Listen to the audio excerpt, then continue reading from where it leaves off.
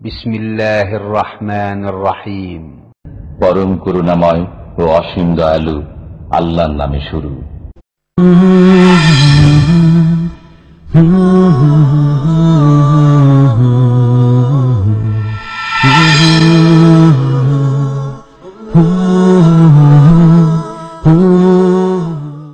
ومن أحسن قولا ممن دعا إلى الله وعمل صالحا وقال إنني من المسلمين. عليكم ورحمة الله وبركاته. الحمد لله رب العالمين والعاقبة للمتقين والصلاة والسلام على أشرف الأنبياء والمرسلين نبينا محمد وعلى آله وصحبه أجمعين ومن تبعهم بإحسان إلى يوم الدين. أما بعد فأعوذ بالله من الشيطان الرجيم. بسم الله الرحمن الرحيم. قال الله تعالى في القرآن الحكيم: قل هذه سبيلي أدعو إلى الله على بصيرة أنا ومن اتبعني وسبحان الله وما أنا من المشركين. وقال الرسول صلى الله عليه وسلم: من سلك طريقا يلتمس فيه علما سهل الله له به طريقا إلى الجنة. وقال عز وجل: وإذا قيل انشزوا فانشزوا يرفع الله الذين آمنوا منكم والذين أوتوا العلم درجات. সূরাতুল মুজাদালা 11 নম্বর আয়াত। যাবতীয় প্রশংসা, গুণগান, সিত্তসানা একমাত্র সেই মহামহিয়ান মহান রব্বুল ইজ্জাতের জন্য, যিনি আমাদেরকে আশরাফুল মখলুকাত, সৃষ্টির সেরা জীব করে সৃষ্টি করেছেন, আমাদেরকে জ্ঞান দিয়েছেন এবং এই জ্ঞানের মাধ্যমে, বিবেকের মাধ্যমে অন্যান্য জীবজন্তুর উপরে মহান রব্বুল আলামিন আমাদেরকে মর্যাদাবান করে ঘোষণা দিয়েছেন, ওয়ালাকাদ কাররামনা বানি আদম, অবশ্যই অবশ্যই আমি আদম সন্তানকে সম্মানিত করেছি। কেন? এটা তার বিবেকের কারণে, জ্ঞানের কারণে। একটা পশু পাখির জ্ঞান নেই, কিন্তু একটা মানুষের জ্ঞান রয়েছে। ন্যায় অন্যায়, ভালো মন্দ বুঝার আল্লাহ তাআলা তাকে যোগ্যতা দিয়েছেন। যেই আল্লাহ আমাদেরকে এভাবে সম্মানিত করেছেন, সেই আল্লাহর শুকরিয়া আদা করি আলহামদুলিল্লাহ। আল্লাহর প্রশংসা করি এজন্য যে তিনি আমাদেরকে পাগল করেননি। আমাদেরই সমাজে অনেক লোক রয়েছেন যারা পাগল। অনেকে আছে দুচোখ, মাতৃগর্ভ থেকে অন্ধ, আবার অনেকে আছে বধির, কানে শোনে না। তো বিভিন্ন জন, আবার কেউ আছে দুপা নেই, কারো হয়তো হাত নেই। এইভাবে আল্লাহ তাআলা বিভিন্ন জনকে বিভিন্ন ত্রুটি সহকারে এই পৃথিবীতে সৃষ্টি করেছেন, কিন্তু আল্লাহ আমাদেরকে সব নিয়ামত দিয়ে পরিপূর্ণ করে সৃষ্টি করেছেন। এই জন্য আল্লাহর শুকরিয়া আদা করি আলহামদুলিল্লাহ। শুকরিয়া আদা করি মহান রব্বুল আলামিনের এজন্য যে তিনি আমাদেরকে আজকে এই বাদ ইশা এমন একটা মজলিসে উপস্থিত হওয়ার তৌফিক দিয়েছেন, যেই মজলিসকে ঘিরে রাখেন আল্লাহর ফেরেশতারা, যেই মজলিসের উপরে আল্লাহর রহমত এবং প্রশান্তি নাজিল হয়, এবং পরিশেষে মহান রব্বুল আলামিন ওই মজলিসে উপস্থিত লোকদেরকে ক্ষমা করে দিয়ে থাকেন। সেই মজলিসে আল্লাহ আমাদেরকে উপস্থিত হওয়ার তৌফিক দিয়েছেন, এজন্য আল্লাহর শুকরিয়া আদা করি আলহামদুলিল্লাহ। অতঃপর দরুদ ও শান্তির ধারা বর্ষিত হোক বিশ্ব মানবতার মুক্তির দূত প্রিয় রাসূল মুহাম্মদুর রাসূলুল্লাহ সাল্লাল্লাহু আলাইহি ওয়াসাল্লামের উপরে, যিনি আমাদের জন্য উন্নত এবং উত্তম আদর্শ, যিনি আমাদেরকে আমাদের জন্য কল্যাণকর বিষয়ের সংবাদ দিয়েছেন, আমাদের জন্য ক্ষতিকর বিষয় থেকে আমাদেরকে সাবধান ও সতর্ক করেছেন, এবং যিনি হলেন আমাদের জন্য শিক্ষক, যিনি হলেন আমাদের জন্য শিক্ষক। মহান রব্বুল আলামিন বলছেন: হুয়াল্লাযী বা'সা ফিল উম্মিয়্যিন রাসূলাম মিনহুম ইয়াতলু আলাইহিম আয়াতিহি ওয়া ইউযাক্কিহিম ওয়া ইউআল্লিমুহুমুল কিতাবা ওয়াল হিকমা। হুয়াল্লাযী বা'সা ফিল উম্মিয়্যিন, আল্লাহ তিনি সেই জাত, সেই সত্তা যিনি প্রেরণ করেছেন নিরক্ষরদের মাঝে। হুয়াল্লাযী বা'সা ফিল উম্মিয়্যিন রাসূলাম মিনহুম, তাদের মধ্য থেকে একজন রাসূল। রাসূলের দায়িত্ব কি, কাজ কি? ইয়াতলু আলাইহিম আয়াতি, আল্লাহ যে আয়াত আল্লাহ নাজিল করেন জিবরিল আলাইহিস সালাম মারফত তার কাছে, সেগুলো তিনি জনগণকে পড়ে শোনাবেন। ইয়াতলু আলাইহিম আয়াতিহি ওয়া ইউযাক্কিহিম, তাদেরকে পবিত্র করবেন।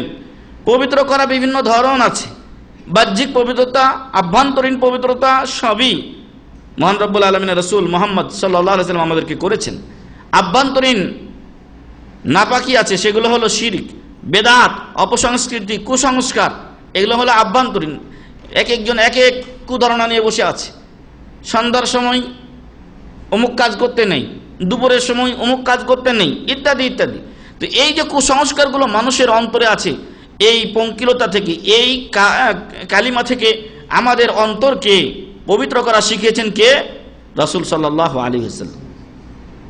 তারপরে বাহ্যিকভাবে যে পবিত্রতা অর্জন করা হয় সেগুলো ইসলাম আমাদেরকে শিখিয়েছেন, আল্লাহ তাআলা শিখিয়েছেন নবী মুহাম্মদুর রাসূলুল্লাহ সাল্লাল্লাহু আলাইহি সাল্লামের মাধ্যম দিয়ে বা মাধ্যমে।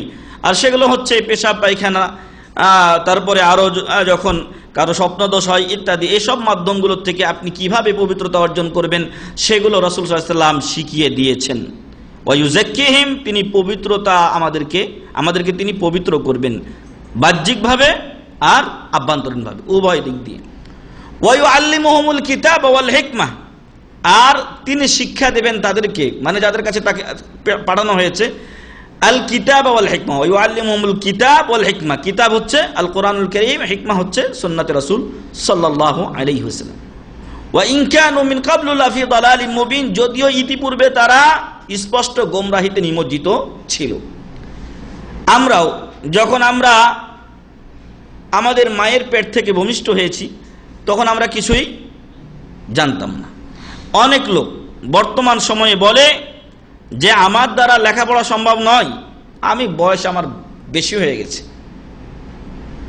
এখন আমি কি করে পড়াশোনা করব। সম্মানিত ভাই এবং বন্ধুগণ, এটা কোনো অজুহাত নয়, বরং একজন ব্যক্তির জন্য তার শিক্ষা মায়ের পেট থেকে ভূমিষ্ঠ হওয়ার পর, হুঁশ হওয়ার পর থেকে নিয়ে কবরে যাওয়া পর্যন্ত, যদিও তার বয়স 120 130 হয়ে যাক না কেন, তার চুল পেকে যাক না কেন, তার দাঁত ঝরে যাক না কেন, তদুপরি শিক্ষা শেষ নেই। এজন্য কোনো পূর্বের সালাফ বলেছেন যে উতলুবুল ইলমা মিনাল মাহদি ইলাল লাহাদ, মায়ের কোল থেকে নিয়ে কবর পর্যন্ত তুমি শিক্ষা অর্জন করতে থাকো। তো রাসূল সাল্লাল্লাহু আলাইহি সাল্লাম এমন জাতিকে শিক্ষা দিয়েছেন, যদিও তারা ইতিপূর্বে স্পষ্ট গোমরাহিতে লিপ্ত ছিল, তারপরও তারা শিক্ষা অর্জন করেছে।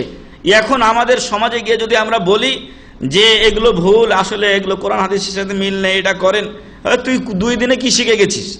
যদি আমি পড়ে থাকি আর তুমি পড়ে না থাকো তাহলে আমি শিখেছি, তুমি শিখবে না, কারণ তুমি পড়ো নাই। রাসূল সাল্লাল্লাহু আলাইহি সাল্লাম এর অন্যতম দায়িত্ব ছিল ওয়া ইউআল্লিমুহুমুল কিতাবা ওয়াল হিকমাহ ওয়া ইন কানু মিন ক্বাবলু লাফি দালালিম মুবিন, যদিও ইতিপূর্বে তারা স্পষ্ট গোমরাহিতে, প্রকাশ্য গোমরাহিতে নিমজ্জিত ছিল।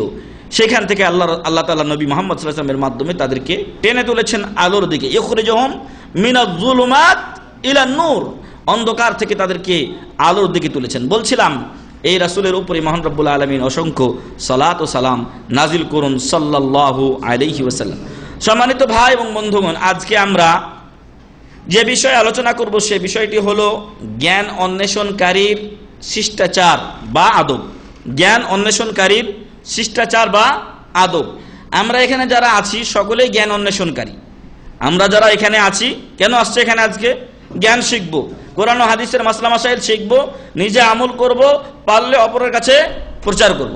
আমি আপনাদেরকে আজকে শিক্ষা দেব, কিন্তু আমিও কারো কাছ থেকে শিক্ষা নিয়েছি, নিচ্ছি, নেব ইনশাআল্লাহ। তো যেটা একটু আগে বলেছি যে মানুষের জীবনের শিক্ষার শেষ নেই। কেউ যদি মনে করে যে আমি সব শিখে গেছি, আমার আর শিক্ষার দরকার নেই, ওই লোকটা যেন মুসা ও খিজির আলাইহিসসালামের ঘটনা পড়ে নেই। আপনাদের সে ঘটনা জানা, আজকের এই সংক্ষিপ্ত সময় সেটা আমি বলছি না। তো আমি বলবো যে যারা বলে যে আমি অনেক শিখে ফেলেছি, আমার চাইতে বড় আলেম নাই, অথবা আমি এই যুগের সর্বশ্রেষ্ঠ আলেম, এরকম যারা বলে তারা যেন মুসা আলাইহিস সালাম, খিজির আলাইহিস সালামের ঘটনা পড়ে নেয়। কারণ অহংকারকে আল্লাহ পছন্দ করেন না। আর সারা বিশ্বের লোকগুলোকে আল্লাহ কি বলেছেন? ওয়ামা উতিতুম মিনাল ইলমি ইল্লা কালিলা, তোমাদেরকে সামান্য ইলম দেওয়া হয়েছে, তোমাদেরকে সামান্য ইলম দেওয়া হয়েছে। তো এখন সারা বিশ্বের মানুষকে যেখানে সামান্য ইলম দেওয়া হলো, সেখানে একজন লোক কি করে বলতে পারে যে আমি সব ইলম শিখে গেছি? তো এই জন্য শিক্ষার কোনো শেষ নেই। আজকে আমরা এমন এক মজলিসে উপস্থিত হয়েছি যেখানে আমরা ছাত্র, যেখানে আমরা শিক্ষক। তো এখানে আমি আপনাদের কাছে কিছু শিখবো, আপনারা আমার কাছ থেকে কিছু শিখবেন, পরস্পর আমরা এলেম আদান প্রদান করব। এখন এই মজলিসগুলোতে যারা আমরা উপস্থিত হই, একটু চান, আর যদি অসুবিধা না হয় তো এটা একটু বন্ধ করে দেন। ওহো, এটা একেবারে শেষ করবে।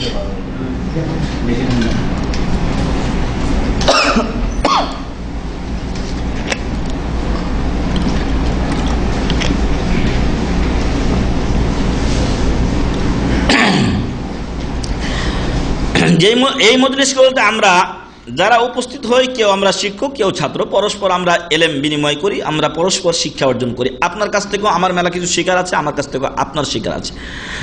এমন নয় যে আপনার কাছ থেকে আমার নেওয়ার কিছুই নেই। আপনি যে কাজ করেন সেই কাজ হয়তো আমি জানি না, আপনি যে কাজ করেন হয়তো আমি কোনোদিন নামই শুনি নেই, কিন্তু হয়তো আমরা যে কোরআন ও হাদিসের সাথে সংশ্লিষ্ট আছি এই ব্যাপারে আপনি হয়তো কোনো কিছু কোনোদিন শুনেন নাই। ফলে প্রত্যেকেরই একটা পজিশন আছে, আর সেই পজিশনে সে হয়তো শিক্ষক না হয় ছাত্র।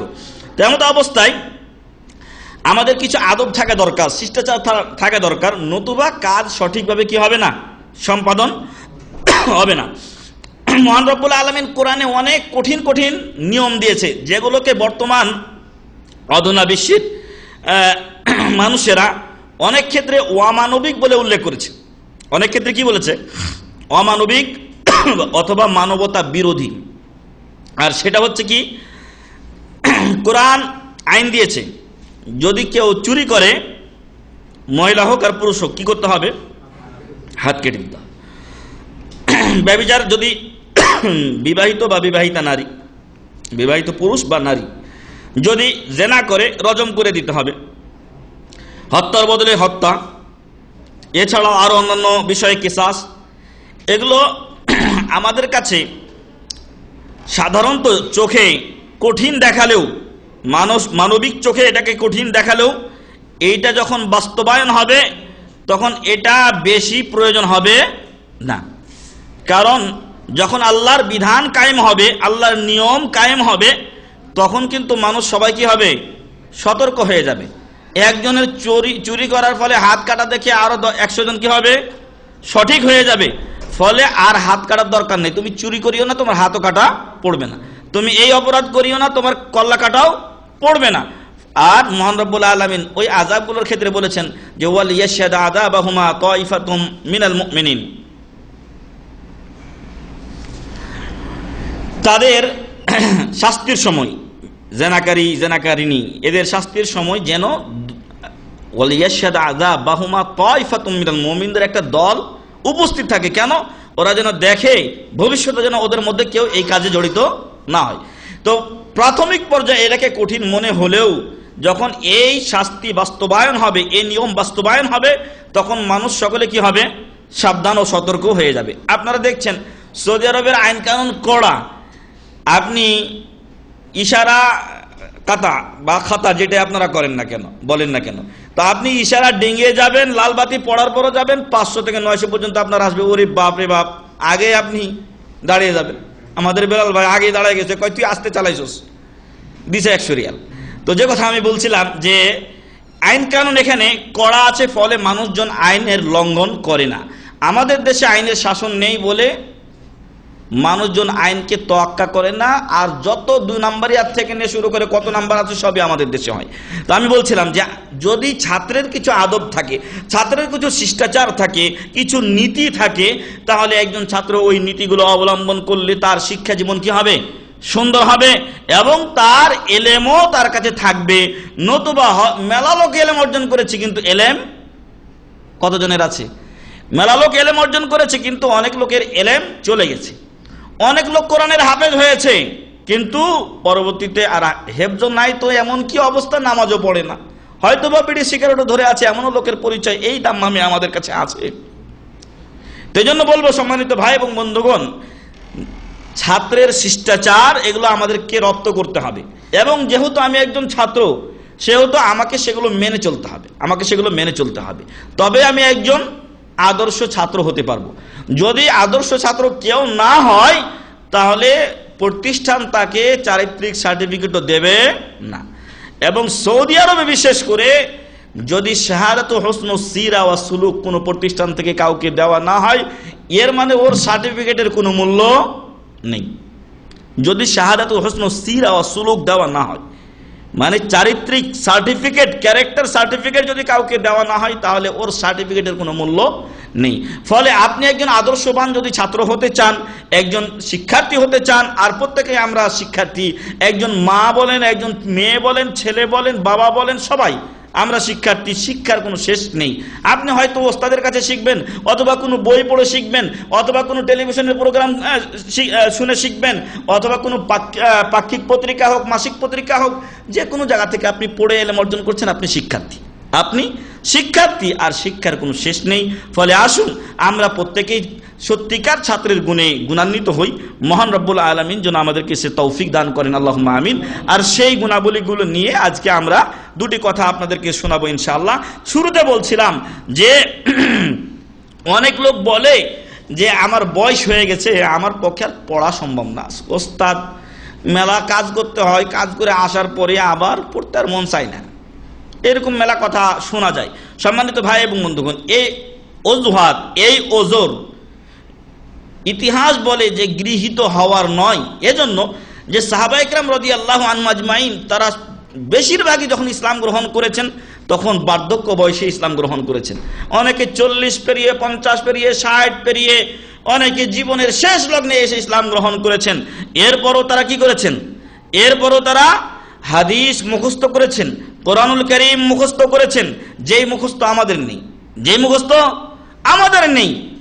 তাদের দ্বারা কি করে সম্ভব হলো? আমাদের দ্বারা কেন সম্ভব হবে না? একই তো মানুষ, একই নবীর উম্মাত, তো এলেম অর্জন করা অসম্ভব কোনো বিষয় নয়, বিশেষ করে আল কোরআনুল কারীমের এলেম। কারণ আল্লাহ তাআলা বলছেন ওয়ালাকাদ ইয়াসসারনাল কোরআন লিযিকরি ফাহাল মিন মুদ্দাকির, আমি কোরআনকে স্মরণের জন্য, মনে থাকার জন্য সহজ করে দিয়েছি, কোন নসিহতকারী, চিন্তা ও গবেষক কি আছে? আসলে আমরা ওই চিন্তা ভাবনা করি না। রমজান মাস চলে গেছে, রমজানে অনেকেই কোরআন পড়েছি। রমজান পরবর্তী সময়ে আপনি কয় পারা কোরআন পড়েছেন? রমজানে আপনি 5টা খতম দিয়েছেন, 3টা দিয়েছেন, 2টা দিয়েছেন আপনি রমজানে। কিন্তু আজকে শাওয়াল মাসের 21 তারিখ চলে গেল, এক পারা পড়লেও তো 21 পারা হয় নাকি? কিন্তু আমাদের মধ্যে কজন আমরা আছি যে এই 21 পারা কোরআন পড়েছি?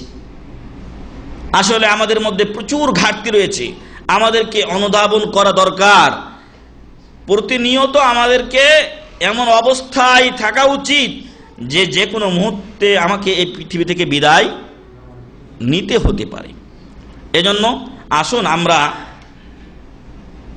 যেন এমন মনে না করি যে আমার দ্বারা এলেম অর্জন সম্ভব নয়, অসম্ভব ব্যাপার না। আপনার দ্বারাও সম্ভব, আপনার দ্বারাও সম্ভব।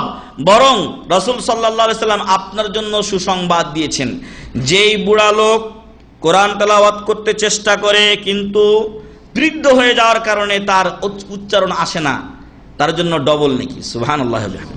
কারণ একটা তো সে চেষ্টা করছে, আরেকটা হচ্ছে বুড়া হয়ে গেছে, একদিক দিয়ে উচ্চারণ করতে চাই তো আরেক দিক দিয়ে চলে যায়, আবার একটা দাঁত একদিকে আছে আরেকটাতে নাই, দেখা যাচ্ছে আরেক দাঁতে জিহ্বাতে বাড়ি খেয়ে জিহ্বা কেটে গেছে। এই যে তার কষ্ট, এই কষ্টের জন্য তাকে কি দেওয়া হয়? দ্বিগুণ নেকি ও সওয়াব দিয়ে দেওয়া হয়। সুবহানাল্লাহ। এই জন্য বলবো যে না, হাল ছাড়তে হবে না, যার যতটুকু সামর্থ্য আছে ততটুকু চেষ্টা চালিয়ে যেতে হবে। মহান রব্বুল আলামিন যেন আমাদেরকে সে তৌফিক দান করেন, আল্লাহুম্মা আমিন। বলছিলাম যে ছাত্রের শিষ্টাচার কি হওয়া উচিত। 1 নাম্বার, ছাত্রের শিষ্টাচার হতে হবে আল ইখলাস ফিত তালিম। শিক্ষার ক্ষেত্রে আপনার ইখলাস থাকতে হবে। ইখলাস কি? একনিষ্ঠভাবে আল্লাহর সন্তুষ্টির জন্য কোনো কাজ করা। আপনার যাবতীয় ইবাদত যদি আপনি একমাত্র আল্লাহর জন্য না করেন তাহলে সেই ইবাদত আল্লাহর কাছে কবুল হবে না। মনে রাখবেন, শিক্ষা অর্জন করা এটা একটা ইবাদত। শিক্ষা অর্জন করা এটা একটা ইবাদত এবং প্রত্যেক মুসলমানের জন্য ফরজ। প্রত্যেক মুসলমানের জন্য ইলম অর্জন করা কি? ফরজ। ফলে আপনি যদি যখন ছোট ছিলেন বা যখন আপনার স্কুল কলেজে যাওয়ার বয়স, তখন হয়তো আপনার স্কুল কলেজে যাওয়া হয়নি, শিক্ষা অর্জন করা হয়নি, অথবা আপনি গেছেন স্কুল কলেজে ঠিকই, আপনি বড় ডিগ্রি নিয়েছেন কিন্তু জেনারেল লাইনে, ফলে দ্বীনি শিক্ষা যা দরকার ছিল তা হয়তো আপনার নেওয়া হয়নি। তো এই যে দ্বীনি শিক্ষা যা না হলে একজন মুসলিম তার দৈনন্দিন জীবন চলতে পারে না, এই জ্ঞানটুকু অর্জন করা প্রত্যেক মুসলমানের জন্য ফরজ। আর এটা একটা ইবাদত, এটা একটা ইবাদত। আর এই ইবাদত হতে হবে কার জন্য? একমাত্র আল্লাহর সন্তুষ্টির জন্য। যদি আল্লাহর সন্তুষ্টির জন্য এই এলেম শিক্ষা না হয়, তাহলে এলেম শিক্ষা অর্জন করতে পারে, বিশ্বব্যাপী প্রসিদ্ধি বা শোহরাত অর্জন করতে পারে, কিন্তু তদুপরিও তাকে পরকালে কঠিন পরিণামের মুখোমুখি হতে হবে। কিসের কারণে? ইখলাস না থাকার কারণে। আল্লাহ তাআলা কোরআনে বলছেন, ওয়ামা উমিরু ইল্লা লিয়াবুদুল্লাহা মুখলিসিনা লাহুদ্দিন। মানুষকে একটা আদেশ করা হয়েছে। কোরআনের ভাষ্যগুলো মানে বিষয়গুলোকে সংকীর্ণ করে রেখেছে এমন ভাবে যে মানে ওইখানে আর কোনো বিষয় যেন না ঢুকে। যেমন এই আয়াতটা পড়লাম, এখানে আল্লাহ বলছেন ওয়ামা উমিরু, মানুষ আদিষ্ট হয়নি, মানুষ আদিষ্ট হয়নি, ইল্লা, তবে একটা আদেশ করা হয়েছে, লিয়াবুদুল্লাহ মুখলিসিনা লাহুদ্দিন, তারা যেন একনিষ্ঠভাবে দ্বীনকে কার জন্য খালেস করে? আল্লাহর জন্য করে। দ্বীনকে একনিষ্ঠভাবে খালেস করে আল্লাহর জন্যই যেন তারা ইবাদত করে। তাহলে ওইদিকে ওয়ামা বলা হলো, এদিকে ইল্লা বলা হলো। সর্বোপরি অর্থ দাঁড়ালো যে তাদেরকে একটা মাত্র আদেশ দেওয়া হয়েছে যে একনিষ্ঠভাবে একমাত্র আল্লাহর জন্য দ্বীনকে তারা পালন করবে, ইবাদত একমাত্র আল্লাহর জন্য করবে। আর যেহেতু এলেম অর্জন করা একটা ইবাদত, ফলে ইহা অন্য কোনো উদ্দেশ্যে অর্জন করা যাবে না। কি উদ্দেশ্য থাকতে হবে? আল্লাহ সন্তুষ্টি অর্জন করা। এবং শুধু দ্বীনি এলেম অর্জন নয়, বরং পৃথিবীর যে কোনো কাজ যদি আপনি আল্লাহর সন্তুষ্টি অর্জনের জন্য করেন, তাহলে আপনার মনে কোনো আক্ষেপ থাকবে না, আপনার মনে কোনো আক্ষেপ থাকবে না। আপনি আপনার কোনো ভাইকে, কোনো ভাতিজাকে, অথবা অন্য কোনো আত্মীয়কে আপনি সহযোগিতা করছেন, আপনার উদ্দেশ্য যদি থাকে যে লিওয়াজহিল্লাহ ফি সাবিলিল্লাহ, এই লোকটা গরিব, তাকে শিক্ষার জন্য অথবা তার বিভিন্ন এই কাজে ওই কাজে আমি সহযোগিতা করছি, এর আজর প্রতিদান আমি চাই কার কাছে? আল্লাহর কাছে। যদি এটা আপনার উদ্দেশ্য হয় আর আপনি যদি আপনারও পথে অবিচল থাকতে পারেন, তাহলে কোনোদিন যদি এই লোকটা আপনাকে কোনো কিছু নাও দেয়, আপনার মনে ব্যথা হবে না। আর যদি আপনি তাকে দেন, দেওয়ার পর চিন্তা করেন যে ও বড় হলে চাকরি করবে, আমার টাকাটা শোধ করে দিবে, বরং আমি আরো বেশি পাবো, তাহলে আপনি যা দিয়েছেন তার একটা নেকিও আপনি পাবেন না। কেন পাবেন না? কারণ আপনি ওই নিয়তে দেন নাই। আপনারা জানেন বুখারী শরীফের প্রথম হাদিস, ইন্নামাল আমালু বিন্নিয়াত। আপনি নিয়তই করেননি সওয়াব পাওয়ার, ফলে আপনি সওয়াব পাবেন কোথা থেকে? আপনি এই নিয়তে করেছেন যে আমি একে লেখাপড়া করাবো, বড় হবে, চাকরি বাকরি করবে, তারপরে আমাদের ঘরে আবার টাকা পয়সা নিয়ে আসবে, আমি সুখী হব। এই যদি হয় আপনার নিয়ত, তাহলে আপনি সওয়াব পাবেন না। আর ওই লোক যদি আপনাকে ঠকিয়ে দেয়, যদি আপনার প্রতি চোখ তুলে না তাকায়, তখন আপনি বলবেন এই জন্য কি তোকে টাকা পয়সা দিয়েছিলাম, মানে আপনার যদি কিছু থাকেও তাও গেল সব। তো এই জন্য আমরা যখন কোনো ব্যক্তিকে কোনো সহযোগিতা করব, হোক সে আমার আপন ভাই, হোক সে আমার আপন কেউ, তাহলে আমি তাকে কি করব? লিওয়াজহিল্লাহ, সহযোগিতা করব। আল্লাহ সন্তুষ্টির জন্য আমি যা দিয়েছি, আমি যা দিয়েছি আল্লাহর রাস্তায় দিয়েছি, আমি আল্লাহর কাছে এর প্রতিদান চাই। এটাই হলো ইখলাস, এটাই হলো ইখলাস। আর এলেমের ক্ষেত্রে তো এটা আরো মারাত্মক, এলেমের ক্ষেত্রে এটা আরো মারাত্মক। কারণ যদি আল্লাহর সন্তুষ্টি ছাড়া অন্য কোনো কিছু উদ্দেশ্য থাকে, যেমন একটা হাদিসে স্পষ্ট উল্লেখ হয়েছে যে যেই এলেম দিয়ে আল্লাহ সন্তুষ্টি অর্জন করা উচিত, সেটা যদি কোনো ব্যক্তি এজন্য অর্জন করে যাতে করে অন্য আলেমদেরকে টেক্কা দেবে, অন্য আলেমদেরকে টেক্কা দেবে, আমার ওস্তাদ কি হয়েছে, আমার ওস্তাদের উপর দিয়ে উড়ে যাবো আমি, এরকম যদি কেউ করে, তাহলে তাকে আল্লাহ তাআলা অপদস্থ করবেন এবং এর সওয়াবের কিছু থাকবে না। এজন্য বলবো যে আমাদের প্রত্যেকের নিয়তটা যেন সহি হয়। আমাদের নিয়ত যদি সহি হয়, ইখলাস থাকে আমাদের নিয়তে, আমলও কবুল হবে, আর আমাদের মনে কেউ দুঃখ ব্যথা দিতে পারবে না। আমি ব্যক্তিগতভাবে একজন ভাইকে সার্বিক সহযোগিতা করছিলাম, এখনো যতটুকু পারি ছায়ার মতো থাকার চেষ্টা করি। কিন্তু দেখা গেল কি, যে কোনো একটা কাজে তাকে আমি করলাম, অনুরোধ জানালাম, কিন্তু সে গ্রহণ করলো না। তো গ্রহণ না করাতে যদি দুনিয়াবি কোনো উদ্দেশ্য থাকতো তাহলে কি হতো, ওর সাথে আমার সম্পর্ক সেদিনই শেষ হয়ে যেত। কিন্তু আমি এটা করতে চাইনি, এই জন্য যে আমি দিয়েছি লিওয়াজহিল্লাহ, আমি আল্লাহ সন্তুষ্টের জন্য যা পেরেছি তাকে সহযোগিতা করেছি, আলহামদুলিল্লাহ সে এখন স্টাবলিশ, সে এখন ভালো পর্যায়ে চলে গেছে। তো এখন আমি যদি দুনিয়ার জন্য করতাম তাহলে দেখা যেত কি ওইখান থেকে তার সাথে সম্পর্ক শেষ। তোকে এতদিন দেখে আসলাম, আজকে একটা কথা বললাম তুই রাখলি না, তোর সাথে সম্পর্ক রেখে আমার কি হবে, ভবিষ্যতে হয়তো তুই আরো আমার কথা শুনবি না, ফলে তুই এখান থেকে কাটা না। আসলে লিওয়াজহিল্লাহ কেউ যদি করে তাহলে তার মনে দুঃখ থাকবে না, হয়তো সাময়িক একটা ব্যথা পেতে পারে, কিন্তু পরক্ষণে সে নিজেকে শুধরে নেবে, ঠিক হয়ে যাবে এবং তার মনে কোনো দুঃখ ও ব্যথা থাকবে না। এজন্য বলছি যে এলেম হলো অন্যতম একটা ইবাদত, এই ইবাদতটাকে একমাত্র আল্লাহর জন্য করতে হবে। আপনারা জানেন কিয়ামতের দিন প্রথম কয়জন লোকের হিসাব হবে? 3 জন লোকের। তার মধ্যে অন্যতম একটা লোক হলো, মুসলিম শরীফের হাদিস, একটা লোক হলো যে লোককে আল্লাহ তাআলা অনেক জ্ঞান দিয়েছিলেন। আল্লাহ তাআলা তাকে জিজ্ঞাসা করবেন, তোমাকে আমি জ্ঞান দিয়েছিলাম, সেই জ্ঞান দিয়ে তুমি কি করেছো? সে বলবে, আল্লাহ তাআলা তোমার বাংলার কোনো অঞ্চল, বিশ্বের কোনো অঞ্চল আমি খালি রাখি নাই, প্রত্যেক জায়গায় প্রত্যেক অঞ্চলে গিয়ে গিয়ে আমি মানুষকে তোমার হেদায়েতের বাণী শুনিয়েছি। মহান রব্বুল আলামিন কি বলবেন? কাযাবত, তুমি মিথ্যা বলছো, বরং তুমি বিভিন্ন এলাকায় ওয়াজ করে বেরিয়েছো, এজন্য যে মানুষ তোমাকে বড় ওয়াইজ বলবে, বড় বক্তা বলবে, আল্লামা ইত্যাদি ইত্যাদি নামে তোমাকে চেনবে। যদি এরকম কারো উদ্দেশ্য হয়ে যায়, মহান রব্বুল আলামিনের কাছে সে কি শুনবে? কাযাবত, তুমি মিথ্যা বলেছো, বরং তুমি এই জন্য করেছিলে, ওয়াকাদ কিল, দুনিয়াতে তোমাকে তোমার সুনাম সুখ্যাতি চতুর্দিকে ছড়িয়ে পড়েছিল, আজকে আমার কাছে তোমার জন্য কিছু নেই। ফেরেশতাদেরকে আল্লাহ তাআলা আদেশ করবেন, তার মাথাটা নিচে, মুখটা নিচে থাকবে, পাগুলো উপর দিকে করে জাহান্নামে নিক্ষেপ করা হবে। নাউযুবিল্লাহি মিন যালিক। এ হচ্ছে ইখলাস। ইখলাস খুব মারাত্মক জিনিস, সূক্ষ্ম বিষয়। আল্লাহ তাআলা কোরআনের এক আয়াতে বলছেন, ওয়াকাদিমনা ইলা মা আমিলু মিন আমালিন ফাজআলনাহু হাবাআম মানসুরা। মানুষেরা যে আমলগুলো করেছে সেই আমলগুলো কাছে আমি আসলাম, আল্লাহর কাছে সেই আমলগুলো পেশ করা হলো। মহান রব্বুল আলামিন সেই আমলগুলোকে হাবা মানসুরা করে দিলেন। হাবা মানসুরা কি? বিক্ষিপ্ত ধ্বনিকণা।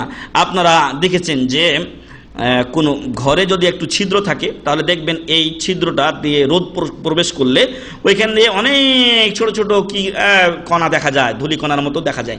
এগুলো হলো হাবা মানসুরা। মহান রব্বুল আলামিন আমাদের আমলগুলো, আল্লাহ যেন আমাদেরকে হেফাজত করেন, আল্লাহুম্মা আমিন। যেই সমস্ত লোকদের আমলে ইখলাস ছিল না, আল্লাহ তাআলা ওদের আমলগুলোকে এরকম ধুলি কণায় পরিণত করে দিবেন। নাউযুবিল্লাহি মিন যালিক।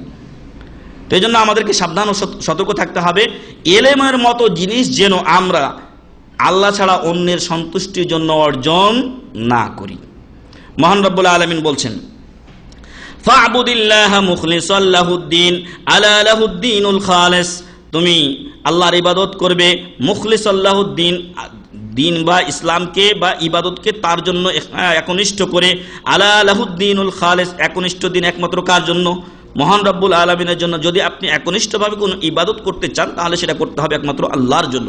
সূরাতুজ জুমার 2 থেকে 3 নম্বর আয়াত। আরেক জায়গায় আল্লাহ বলছেন, কুল ইন্নী উমিরতু আন আ'বুদাল্লাহা মুখলিসাল লাহুদ্দিন, বলে দাও মুহাম্মদ সাল্লাল্লাহু আলাইহি সাল্লাম, আমি আদিষ্ট হয়েছি যে আমি আল্লাহর ইবাদত করব মুখলিসাল লাহুদ্দিন, তার জন্য দিনকে একনিষ্ঠ করি, আল্লাহর জন্যই কেবলমাত্র আমি ইবাদত করব। আর এর আগে আমি বলেছি, এটা হচ্ছে সূরাতুজ জুমারের 11 নম্বর আয়াত। তো আমি আগে বলেছি যে ইলম অর্জন করাটা হলো একটা ইবাদত। আপনি যখন পড়বেন তখন আপনার পড়ার মাধ্যমে নেকি হবে। আপনি যদি 1 ঘন্টা অধ্যয়ন করেন তাহলে আপনার সওয়াব হবে। আপনি যদি কোরআন পড়েন আপনার সওয়াব হবে, প্রত্যেক অক্ষরে 10 নেকি করে হবে আপনার। তো এইভাবেই আপনি যদি আরেকজনকে শিক্ষা দেন, কিয়ামত পর্যন্ত আপনার এই শিক্ষা চালু থাকতে পারে, আপনার সওয়াব চালু থাকতে পারে। এই জন্য বলবো যে 1 নাম্বার কাম হলো ছাত্রের জন্য নিয়তটা কি রাখবে? খাঁটি রাখবে, একমাত্র আল্লাহ সন্তুষ্টির জন্য আমি ইলম অর্জন করছি। কিন্তু এই পথে আমরা বেশিরভাগ লোকেরা থাকতে পারিনি, এই পথে বেশিরভাগ ছাত্ররা থাকতে পারেনি এবং অনেকেই থাকতে পারেনি। বরং দেখা গেছে যে মানুষদের ভিতরে বিভিন্ন ধরনের লোক আছে। এক ধরনের লোক কেমন, যে ও বই পড়া ভালোবাসে, তার কাছে অবসর টাইম আছে, সে বই পড়ে। যদি দেখা যায় যে ওকে কেউ বলে যে চল আজকে ঘুরে আসি, ও বই পড়া রেখে দিয়ে ঘুরতে যায়। কারণ কি? এটা হলো তার শখ। তো কেউ আছে বই পড়া ভালোবাসে বলে বই পড়ে, আল্লাহর কাছে সওয়াব পাবে বলে বই পড়ে এমনটি নয়। তাই দেখা যায় সে কোনো সময় কোরআন হাদিসের বই পড়ে নিলেও অনেক সময় দেখা যায় নোবেল নাটক ইত্যাদি পড়ে, অথবা অশ্লীল নাউজুবিল্লাহ মেলা খারাপ বইও পড়তে পারে। তো এরকম একদল লোক আছে। আর একদল লোক আছে যারা লেখাপড়া করে কি জন্য, এখানে লেখাপড়া করলে এখানে মুকাফা ভাতা দেওয়া হয়। মদিনা ইসলামী বিশ্ববিদ্যালয় সহ সৌদি আরবের সকল বিশ্ববিদ্যালয়গুলোতে যেখানে ছাত্রকে বাহির থেকে নিয়ে আসা হয়, প্রত্যেকটা বিশ্ববিদ্যালয়ে স্কলারশিপ দেওয়া হয়। প্রত্যেক মাসে 800-1000 রিয়াল করে তাদেরকে দেওয়া হয়। এর সাথে ডানে বামে কিছু হয়তো তারা আয় ইনকাম করে নেয়। তো এখন কোনো ছাত্র যদি এরকম নিয়ত করে যে আমি ভালো করে লেখাপড়া করব, এজন্য যে আমি মদিনা বিশ্ববিদ্যালয় বা অন্য কোনো বিশ্ববিদ্যালয়ে যাতে চান্স পাই, আর এতে করে আমাকে কি দেওয়া হবে, ভাতা দেওয়া হবে। খোদ সৌদি আরবের যে মাদ্রাসাগুলো আছে জমিয়াতে তাহফিজুল কোরআন আল কারীমের আন্ডারে, সেগুলোতেও ভাতা দেওয়া হয়। এখন যদি কেউ লেখাপড়া করে এজন্য যে ওখানে ভাতা পাওয়া যাবে, তাহলে তার এখলাস থাকলো না, সে ভাতার জন্য লেখাপড়া করে। আরো কিছু লোক আছে, যেটা আমাদের দেশে বেশিরভাগ 90% লোক এই দলের অন্তর্ভুক্ত। আর সেটা হলো কি, লেখাপড়া করে সার্টিফিকেট পাবে, সার্টিফিকেট পেলে কি পাবে, বড় চাকরি বাকরি পাবে। আমাদের দেশে এই কি অবস্থা কিনা, এখলাসের খবরই নাই, আল্লাহর সন্তুষ্টির খবরই নাই। আল্লাহর সন্তুষ্টির কোনো কিতাবই আমাদের দেশে তেমন পড়ানো হয় না। জেনারেল শিক্ষা যাদের সিলেবাস 100 বা 50 মার্কের ইসলাম শিক্ষা যেখানে রাখা হয়েছে, সেখানে এখলাসই কি আর অন্য এখলাসই কি। তো এই জন্য বলবো যে আমাদেরকে, আমরা যারা ইসলামিক সেন্টারে আসি, অন্তত সহি দিনটা আমাদেরকে শেখার প্রয়োজন আছে। আমাদেরকে এই তিনটার একটাও নিয়ত রাখা যাবে না। এই তিন ধরনের এক ধরনের লোকের সাথেও থাকা যাবে না। প্রথম ব্যক্তি হলো যে শখের বসে কোরআন বই পড়ে এলেম অর্জন করে। 2 নাম্বার হচ্ছে কি, যে ব্যক্তি মুকাফা পাওয়ার জন্য, ভাতা পাওয়ার জন্য। অনেক লোক আছে আমাদের দেশেও, যারা যখন সৌদি আরবের ওস্তাদগণ যেতেন, তারা একটা প্রশিক্ষণ করতেন 15 দিন 20 দিন বা 21 দিন ব্যাপী। তারপরে কি করতেন, যারা ভালো রেজাল্ট করতো তাদেরকে মোটা অঙ্কের প্রাইজ দিতেন, বড় বড় বই দিতেন ইত্যাদি। তো অনেকে যদি এখন মনে করে যে এইখানে যদি আমি অংশগ্রহণ করি, ভালো রেজাল্ট করতে পারি, তাহলে এত টাকা পাওয়া যেতে পারে। তো এই যে টাকার লোভটা যদি চলে আসে, তাহলে খালাস। কিন্তু যদি বলে যে না, আমি এলেম অর্জন করার জন্য এখানে লেখাপড়া করব, আর যদি আলহামদুলিল্লাহ পেয়ে যায়, তো আরো নুরুন আলা নূর, আলোর উপরে আলো হয়ে গেল, তো সেটা একটা আলাদা বিষয়। কিন্তু যে কথা আমি বলছিলাম যে মুকাফা পাওয়ার জন্য কেউ করে, কেউ হচ্ছে চাকরি বাকরি করার জন্য, তাহলে হয়তো এখন কেউ বলতে পারে যে এই উদ্দেশ্যগুলোর একটাও নাই, তাহলে কি জন্য লেখাপড়া করব। ঠিক আছে, কিভাবে আমাদের নিয়তটা খালেস হতে পারে? আপনি আপনার এলেম অর্জনের ক্ষেত্রে নিয়ত যদি সঠিক রাখতে চান, তাহলে এভাবে নিয়ত করতে পারেন যে আজকে আপনি প্রত্যেকেই, আমাদের এলেমের ঘাটতি আছে কিনা, আমাদের আমলের ত্রুটি আছে কিনা, আছে। ফলে আমাদের এলেমের ঘাটতি পূরণের জন্য আমি কি করব, এলেম অর্জন করব। আমি যা জানি তা যথেষ্ট নয়, আমাকে আরো এলেম অর্জন করতে হবে। এই ঘাটতি পূরণের জন্য আমি এলেম অর্জন করি। এটা আপনার নিয়ত, সহি নিয়ত, এবং এর মাধ্যমে আপনি কি পাবেন, সওয়াব পাবেন। এজালাতুন নাকস, যে ত্রুটি ঘাটতি আছে এলেমের ক্ষেত্রে, সেটা কি হবে, দূরীভূত হয়ে যাবে। তারপরে আরেকটা হচ্ছে, মহান রব্বুল আলামিন আলেমদের মর্যাদা উঁচু করবেন দুনিয়াতে এবং আখিরাতে। আপনার নিয়ত থাকতে পারে যে ওই মর্যাদা আল্লাহর কাছে অর্জনের জন্য আমি কি করব, এলেম অর্জন করব। মহান রব্বুল আলামিন বলছেন, ইয়ারফাইল্লাহুল্লাযীনা আমানু মিনকুম ওয়াল্লাযীনা উতুল ইলমা দারাজাত। তোমাদের মধ্যে যারা ঈমান এনেছে এবং যাদেরকে এলেম দেওয়া হয়েছে, তাদের মর্যাদা আল্লাহ উঁচু করে দিবেন, বাড়িয়ে দিবেন। তাহলে 2 নাম্বার আপনার নিয়ত হতে পারে কি, আল্লাহর কাছে উঁচু মর্যাদা লাভ। 1 নাম্বার, নিজের ভিতরে অথবা সমাজের ভিতরে যে ত্রুটি আছে, সেই ত্রুটি কি করা, দূর করা। এলমি জগতে যে ত্রুটি আছে সেটা দূর করা। আলহামদুলিল্লাহ এখন আস্তে আস্তে বাংলা ভাষায় মেলা বই অনুদিত হচ্ছে, কিন্তু এর আগে খোদ যাত্রাবাড়ি মাদ্রাসা, যেটা সালাফিদের এবং আহলুল হাদিসদের কেন্দ্রীয় মাদ্রাসা, সেই আহলুল হাদিসদের মাদ্রাসাতেও হানাফিদের কুদরি, হেদায়া, উসুলে শাসি, তারপরে আপনার শারহে বেকায়া, নুরুল আনোয়ার ইত্যাদি কিতাব ছাত্রদের পড়তে পড়তে মাথা খালি হয়ে গেছে চুল। এরপরে মিজান মুনসাহেব, তারপরে আপনার পঞ্জেগাঁজ ইত্যাদি, এই যেটা গ্রামার এবং সরফের কিতাবগুলো, নাহু সরফের কিতাবগুলো পড়িয়েছে। ফার্সি, আমি ফার্সি মুখস্থ করেছি, ফার্সি থেকে উর্দু পড়েছি, তারপরে বাংলা। তো এতগুলো পড়তে পড়তে আমাদের জিন্দেগি শেষ হয়ে গেছে ওই দিকে অর্ধেক। তো যে কথা আমি বলছিলাম যে আমাদের ভিতরে যে ত্রুটিগুলো আছে সেই ত্রুটিগুলোকে কি করা, মেকআপ করা। তো এখন আলহামদুলিল্লাহ আস্তে আস্তে এই দেশ থেকে যখন আলেমরা যাচ্ছেন তখন বলছেন এগুলো পড়ার দরকার কি, এটা তো মাফি ফায়দা, এটার কোনো ফায়দা না, আমি এটাকে ডাইরেক্ট আরবি থেকে বাংলায় নিয়ে আসতে পারি, আর এটা বুঝে কোরআন ও হাদিসের দিকে আমাদের ছাত্র ভাইরা কি হয়ে যেতে পারেন, এগিয়ে যেতে পারেন। আলহামদুলিল্লাহ আমাদের এখানে যে বইগুলো আমরা অনুবাদ করেছি, যদি বইগুলো অনুবাদ না হতো, আমরা যদি না শিখতাম, বইগুলো অনুবাদ হতো না, আপনাদের কাছে পৌঁছতো না। ফলে যদি এরকম একটা নিয়ত থাকে, আহলান ওয়া সাহলান, এরকম যদি আপনার নিয়ত থাকে, আপনি শিখবেন, শিখে আপনার এলাকার জনগণের কাছে কি করবেন, হকটা তুলে ধরবেন, অবশ্যই একটা ভালো উদ্দেশ্য, 1 নম্বর। 2 নম্বর বলছিলাম যে মর্যাদা লাভ করা আল্লাহর কাছে। এই জন্য কোন একজন কবি বলছেন, আল ইলমু ইয়ারফাউ বাইতান লা ইমাদা লাহু, এলেমের দ্বারা খুঁটিহীন একটা ঘরকে আল্লাহ উঁচু করে দিতে পারেন। এলেম এর দ্বারা একটা খুঁটিহীন ঘর কি হতে পারে, উঁচু হয়ে যেতে পারে। ওয়াল জাহলু ইয়াহদিমু বাইতাল ইজ্জি ওয়াশ শারাফ, কিন্তু যদি মূর্খতা থাকে তাহলে এই মূর্খতা একটা মান মর্যাদার বাড়ি বা ঘরকে ভেঙে দেওয়ার জন্য কি যথেষ্ট। একটা গরিবের সন্তান লেখাপড়া করেছে সহি নিয়তে, এর মাধ্যমে আল্লাহ এই গরিবকে আস্তে আস্তে ওই সমাজে কি করেন, প্রতিষ্ঠিত করেন। কিন্তু আরেকজন লোক তার সন্তানকে শিক্ষিত করতে পারে নাই, বরং উদ্ভট বেয়াদব হয়েছে, ওর জন্য প্রত্যেকদিন ওর কাছে কি আসে, অভিযোগ, এই সেই, লাস্টে দেখা গেছে যে গাঁজাখোর বা চগলখোর হয়েছে বা কিছু এরকম মানে মদখোর হয়েছে, লাস্টে বাপের সব সম্পত্তি বেচতে বেচতে খাইয়া দেয় শেষ। আর যেই লোক তার সন্তানকে হয়তো ইসলামী শিক্ষায় শিক্ষিত করেছেন, ইখলাস সহকারে লেখাপড়া শিখিয়েছেন, দেখা যাচ্ছে আস্তে আস্তে ওরটা কিনছে আর ও বিক্রি করছে। এরকম সমাজে মেলা সময় দেখা যায়। তো আমি বলছিলাম যে কবির সাথে কথার সাথে কথা মিলিয়ে যে আল ইলমু ইয়ারফাউ বাইতান লা ইমাদা লাহু, খুঁটিহীন ঘরকে এলেম উঁচুতে রাখতে পারে, কিন্তু মূর্খতা একটা সম্মানজনক ঘরকে, অর্থাৎ একটা মর্যাদাকর পরিবারকে নিচে নামিয়ে দেওয়ার জন্য যথেষ্ট। অতএব আসুন আমরা এই নিয়তগুলোতে কি করব, এলেম অর্জন করব। 3 নম্বর আপনার নিয়ত হতে পারে যে আপনি দেখে ও জেনে শুনে ইবাদত করবেন।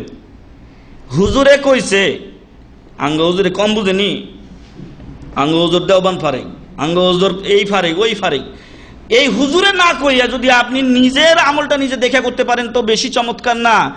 আপনি তো কানা অন্ধের মতো ইবাদত করবেন না, বরং আপনি দেখে ইবাদত করবেন। যদি আপনার নিয়ত এলেম অর্জনের ক্ষেত্রে এটাই থাকে, আহলান ওয়া সাহলান, আপনার নিয়ত সহি, এবং আপনার নিয়তের কারণেও আপনি কি পাবেন, সব পাবেন। এমনি তো পড়াশোনা করবেন নাকি পাবেন, কিন্তু নিয়তটাও আপনার কি হবে, সহি হয়ে যাবে। রাসূল সাল্লাল্লাহু আলাইহি ওয়াসাল্লাম কে মহান রব্বুল আলামিন বলে দিয়েছেন, কুল, বলে দাও মুহাম্মদ সাল্লাল্লাহু আলাইহি সাল্লাম, হাযিহি সাবিলি, এটা আমার তরিকা, এটা আমার রাস্তা, আদউ ইলাল্লাহ, আমি আল্লাহর পথে মানুষকে আহ্বান করি। কিভাবে? আলা বাসিরা, দেখে শুনে জেনে শুনে। মেলা সময় মেলা লোক মানে সহি আমল আকীদার বিরুদ্ধে মেলা কথা কয়, কিন্তু তোমার কথা শুনেই কি সহি আমল আকীদা যারা রাখে, সহি আমল যারা করে, সহি আকীদা যারা পোষণ করে, ওরা কি ছুটে যাবে? না, ওরা আলা বাসীরা, নিজের চোখে কোরআনের এবং হাদিসের দলিল দেখে তারপরে এই আমল করা শুরু করেছে। অতএব বর্তমান সময়ে আপনার মিডিয়া জগতে লুৎফর ফরাইজি বলেন আর এটা আর ওটা বলেন, যতই তারা আন্দোলন চালাক না কেন, জনগণ এবার জেনে গেছে ওদের গোমর। ফলে আর ওইসব লাফালাফি করে কোনো লাভ নেই, কারণ জনগণ শিক্ষার দিকে আসছে। যখন জেনারেল শিক্ষার দিকে আসছে তখন মানুষের হুঁশ হয়েছে যে আর কতদিন এইভাবে কিতাবে আছে, আর বুজুর্গানে দিন বলেছে কতদিন শুনবো। এখন মানুষের চোখ খুলেছে, এখন ওরা নিজে পড়ে আমল করতে চায়।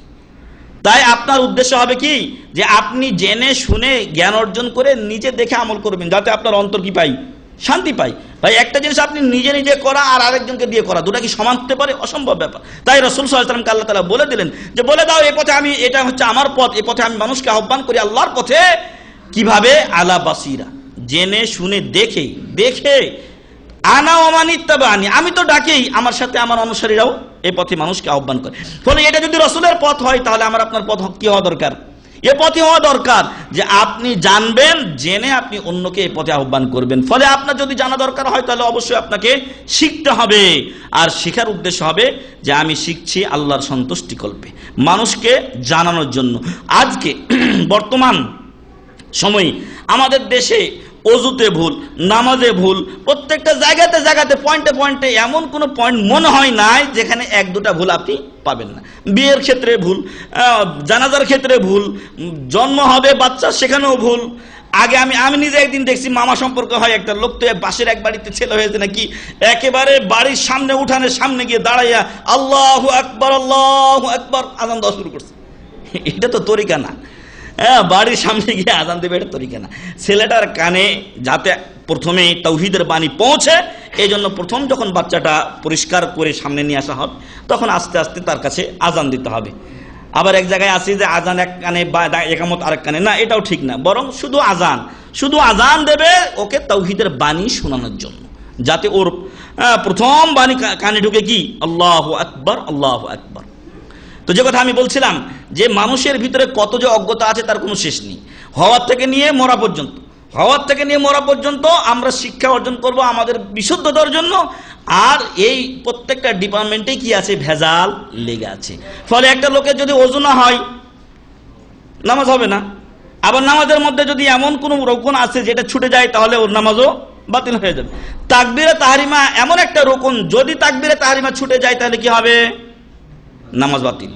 তাকবীরে তাহরিমা লাগবেই। আপনি দেখছেন ইমাম সাহেব রুকুতে আছেন, আপনার জন্য দায়িত্ব হলো আল্লাহু আকবার বলে আপনি তাকবীরে তাহরিমা দিবেন, তারপর সাথে সাথে আল্লাহু আকবার বলে আপনি রুকুত তাকবীর যাবেন, রুকুতে যাবেন, রুকুত তাকবীর বলবেন এবং রুকুতে যাবেন। এই রুকুত তাকবীর হলো ওয়াজিব। রুকুত তাকবীর কি ওয়াজিব, কিন্তু তাকবীরে তাহরিমা রুকন। তাকবীরে তাহরিমা রুকন মানে অপর ভাষায় বলতে পারেন ফরজ। এটা না হলে নামাজ আপনার শুদ্ধ হবে না। তবে কিছু কিছু আলেম ওলামা বলছেন যে যদি সে আল্লাহু আকবার বলে রুকুতে চলে যায় আর ওই তাকবীরটাকে মনে করে কি তাকবীরে তাহরিমা, ওই তাকবীরটাকে কি মনে করে তাকবীরে তাহরিমা, তাহলে তার নামাজ শুদ্ধ হবে। এদিক দিয়ে যে ওয়াজিব ছুটে গেলে ইমামের উপর দিয়ে দৌড়াইব, ওয়াজিব ছুটে গেলে ইমামের কারণে ওটা বিশুদ্ধ হয়ে যাবে, কিন্তু তরিকা তো ঠিক হলো না। যদিও আমার নামাজটা ইমামের কারণে কি হয়ে গেল, হয়ে যাবে, কিন্তু তরিকা ঠিক হলো না। তরিকা এক নাম্বার হলো যে তাকবীরে তাহরিমা দিতে হবে। আপনি খেয়াল করে দেখবেন যে নামাজে কজন লোক যারা পরে আসে কয়জন তাকবীরে তাহরিমা দেয়। আলাতুল আল্লাহু আকবার বলে রুকুতে গেল না সাজদায় গেল। তাহলে যে কথা বলছিলাম যে নামাজ, রোজা, হজ, যাকাত প্রত্যেকটা ক্ষেত্রে এমন কিছু ভুল মানুষের হয়ে থাকে যার ফলে একটা মানুষের হজ, উমরা ইত্যাদি বাতিল হয়ে যেতে পারে। আপনারা ইদানিং সময় আপনারা এখন পর্যন্ত দেখবেন যে মারওয়ার উপরে গিয়ে এনতে দুইটা চুল, এনতে দুইটা চুল, এনতে দুইটা চুল, এই চুলগুলো কেটে বাস খালাস চলে আসলো। অথচ এর মাধ্যমে ওই লোকটা হালাল হয় না, কারণ এটা কোনো চুল কাটা না। হয় আপনি হাল করবেন, পুরো মাথা মুন্ডন করবেন, আর না হয় আপনি যদি মুকাসসির চুল যদি আপনি ছোট করেন, সেটা দিয়ে দেন সবাই। যদি আপনি চুল ছোট করেন তাহলে পুরো মাথা থেকে আপনাকে চুল কি করতে হবে, ছোট করতে হবে। এই জিনিসগুলো সমাজ থেকে দূর করার জন্য আমি ইলম অর্জন করব, এই যদি হয় আমার উদ্দেশ্য, তাহলে কি হবে, উদ্দেশ্য সহি হবে, ইখলাসও ঠিক থাকবে। যে আয়াত পড়ছিলাম সেখানে আল্লাহ তাআলা বলছেন যে ওয়া সুবহানাল্লাহি ওয়া মা আনা মিনাল মুশরিকিন। রাসূলের ভাষায় আল্লাহ তাআলা বলে দিতে বলছেন যে আল্লাহ পবিত্র এবং আমি মুশরিকদের অন্তর্ভুক্ত নই। সূরাতু ইউসুফ 108 নম্বর আয়াত। তাহলে এটাও আমার নিয়ত হতে পারে। 4 নম্বর আরেকটা নিয়ত আমার হতে পারে যে তাবলীগু দীনিল্লাহি তাআলা, আল্লাহর দ্বীনের প্রচার করা। আমি না শিখলে তো আল্লাহর দ্বীন প্রচার করতে পারবো না। অনেক লোক আছে দ্বীনের দাওয়াত দিয়ে বেড়ায়, তো দ্বীনের দাওয়াত আপনি কে দেবেন? আপনি যদি নিজে না শেখেন, আপনার ভিতরে যদি মাল মশলা না থাকে, তো আপনি কি মানুষকে দেবেন? অনেক সময় অনেকে আরেকজনের সিডি ধরিয়ে দেয়, আরেকজনের বই ধরিয়ে দেয়, ভালো, এটা নাই মামা চাইতে কানা মামা ভালো। কিন্তু আপনি যদি নিজে কিছু শিখে জনগণকে বুঝাতে পারতেন।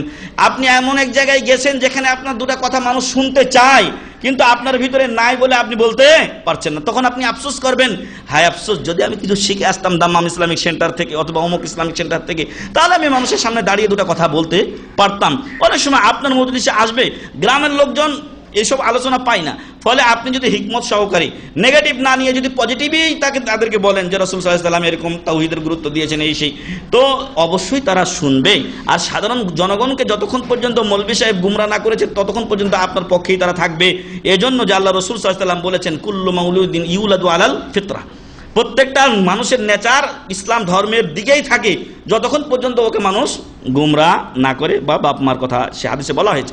তো এই জন্য বলবো যে আপনার উদ্দেশ্য যদি থাকে যে আমি দ্বীন অর্জন করে এটাকে মানুষের মাঝে প্রচার ও প্রসার করব, এর দ্বারা আমি সওয়াবের ভাগী হব, কারণ আমার দ্বারা যদি আল্লাহ একটা লোককে হেদায়েত দেয় তাহলে কি লা ইয়াহদিয়াল্লাহু বিকা রাজুলান ওয়াহিদান খায়রুন লাকা মিন হুমুরিন নাআম, তোমার দ্বারা যদি আল্লাহ তাআলা একটা লোককে হেদায়েত দেয় তাহলে এটা তখনকার সময়ে লাল উট, এখনকার ধরে না যারা ভালো গাড়ি চালান আছেন ভাই সুলতান, হুমার গাড়ি আরো কি কি গাড়ি বাইর হচ্ছে, তো এইসব গাড়ির চাইতে যেটা একেবারে মানে লেটেস্ট মডেলের সবচাইতে দামি গাড়ি, তার চাইতেও উন্নত হচ্ছে কি তখনকার খায়রুন লাকা মিন হুমুরিন নাআম, সেই লাল উষ্ট্রি তাদের কাছে অত্যন্ত প্রিয় ছিল, তার চাইতেও উত্তম হলো একটা লোক যদি আমার দ্বারা কি হয় হেদায়েত হয়। এটাও আপনার একটা এলেম অর্জনের পিছনে কি হতে পারে, উদ্দেশ্য হতে পারে। আল্লাহ তাআলা বলছেন কোরআনে, ওয়ালতাকুম মিনকুম উম্মাতুন ইয়াদউনা ইলাল খায়রি ওয়া ইয়ামুরুনা বিল মা'রুফি ওয়া ইয়ানহাউনা আনিল মুনকার, প্রত্যেক ওয়ালতাকুম মিনকুম উম্মাহ, কেন তোমাদের মধ্য থেকে এমন একটা দল হয় না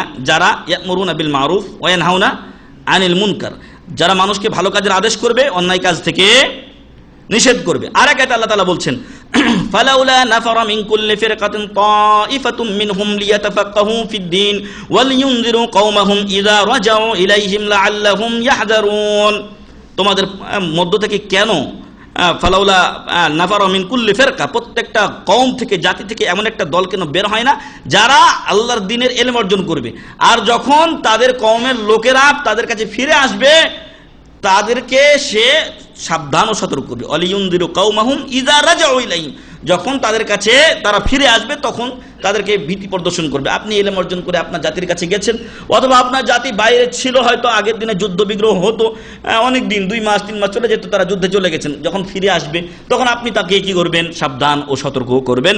অথবা এখন আপনি এখান থেকে শিক্ষা অর্জন করে আপনার এলাকায় গিয়ে আপনি আপনার জাতিকে সতর্ক করবেন। এটাও যদি আপনার উদ্দেশ্য হয় তাহলে আহলান ওয়া সাহলান। তাহলে আমরা কিছু এমন নিয়ত উল্লেখ করলাম যে নিয়তগুলোর কারণে আমল কি হয়ে যেতে পারে, নষ্ট হয়ে যেতে পারে, আবার এমন কিছু নিয়ত আছে যেগুলোর মাধ্যমে আপনার অর্জনের নিয়তকে আপনি বিশুদ্ধ করতে পারেন। তার মধ্যে অন্যতম আমরা কি বললাম, ত্রুটি যেটা আমাদের ভিতরে আছে এটাকে দূর করা। 2 নাম্বার, আল্লাহর কাছে যে ইলম অর্জনকারীদের জন্য যে মর্যাদা সেটা অর্জন করা। 3 নাম্বার হচ্ছে যে আমি দেখে শুনে কোনো বিষয়ে আমল করব। 4 নাম্বার হচ্ছে যে আমি আল্লাহর এই দ্বীনকে কি করব, মানুষের কাছে প্রচার করব। এর যে কোনো নিয়ত আপনার সহি নিয়ত, আপনি এই 4টার যে কোনো একটা নিয়তে কি করবেন, বা 4টাই যদি আপনার নিয়ত থাকে মাফি মুশকিল, এরকম নিয়তে আপনি এলমে দ্বীন অর্জন করবেন। এমন যেন না হয়, নিয়ত না হয় যে গতানুগতিক মানুষ যায় তো আমিও যাই, শুক্রবারে রুমে বসে থাকে কি করব, শুক্রবারে সবাই চলে যায় তো আমি বসে থাকে কি করি, যাই ইসলামিক সেন্টারে, দুপুরের খানারও ব্যবস্থা আছে, সকালে নাস্তাও দেয়, তো আর কোনো চিন্তা নাই, যাই ওইখানে সবাই একসাথে সময়টা কাটাবো, নাস্তা কিছু না, এটা একটা উদাহরণ বললাম।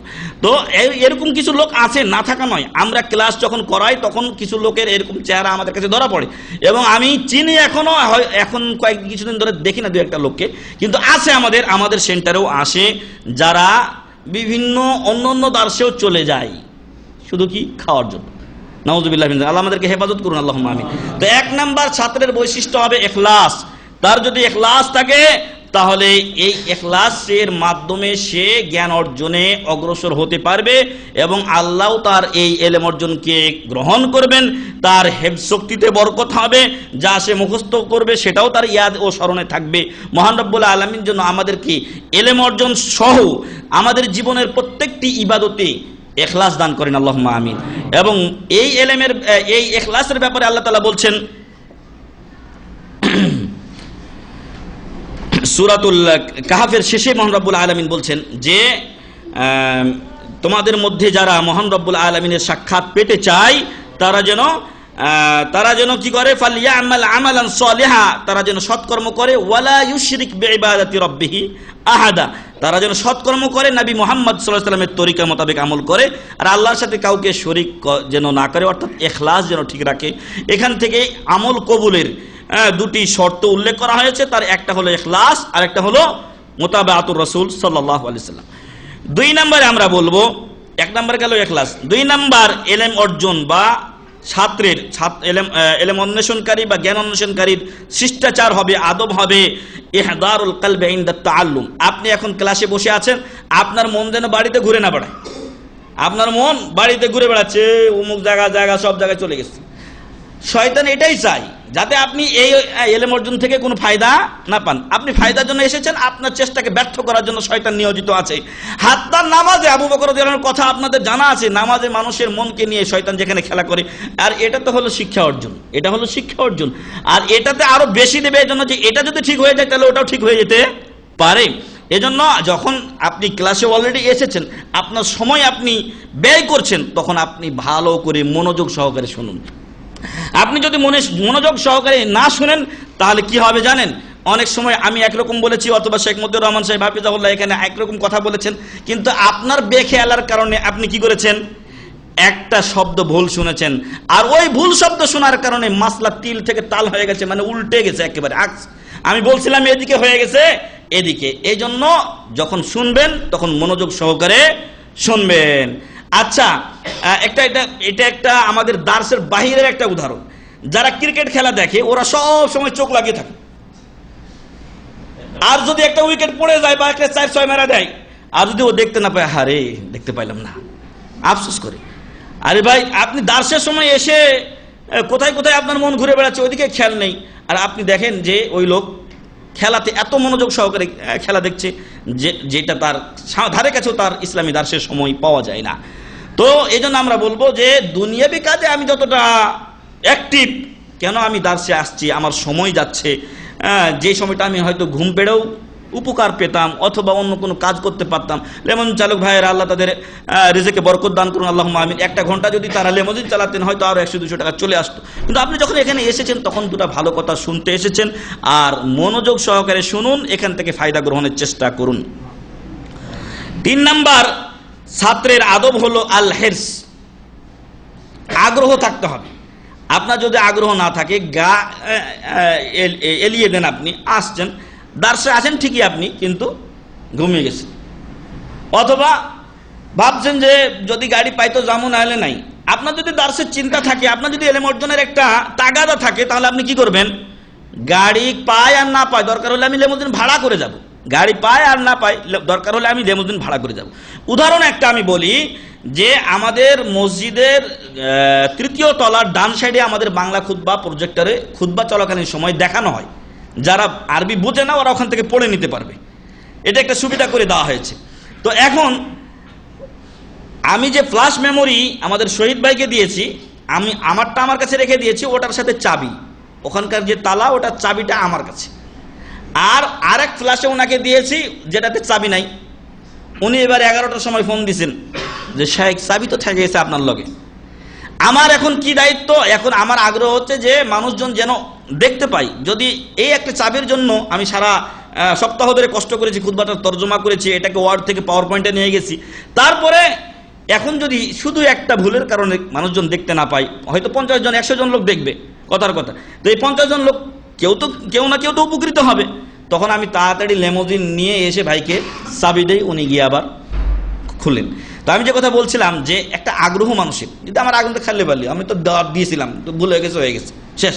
এরকম লোক আছে, আমাদের সেন্টারও পাওয়া যাবে।